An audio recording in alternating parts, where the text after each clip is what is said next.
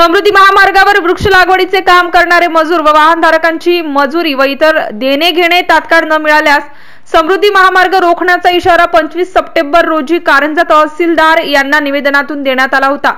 समृद्धी महामार्गावरील सामान्य मजूर व वाहनधारकांचे हक्काचे मजुरीचे पैसे संबंधित ठेकेदार देण्यास जाणीवपूर्वक टाळाटाळ करीत आहेत। त्यामुळे संबंधित मजुरांवर अक्षरशः उपासमारीची वेळ आली आहे। या कामावरील मजूर धुळे येथील असल्याने त्यांना कुणी इथे उधारही देत नाही, त्यामुळे त्यांच्यावर उपासमारीची पाळी आली आहे। हे काम कंत्राटदार राजू आणि पूजा हे क्रिएटिव्ह कंपनीच्या नावे काम करत असून त्यांच्या कामाचे व्यवस्थापक उदय कांबळे आहे।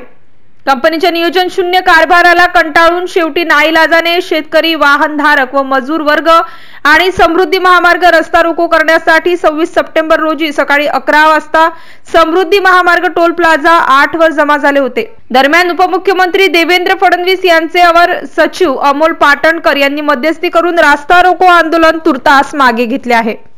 MCN न्यूज मराठीसाठी राजेश वानखडे, वाशिम जिल्हा प्रतिनिधी। मुख्यमंत्री साहेबांचे सचिव श्री अमोल पाटणकर यांनी फोन करून साहेबांना सूचित केले आणि साहेब येऊन हा चक्काजाम 4 वाजेपर्यंत 4 वाजता अरेंज होऊन पेमेंट मिळाल्यास हा चक्काजाम स्थगित होईल।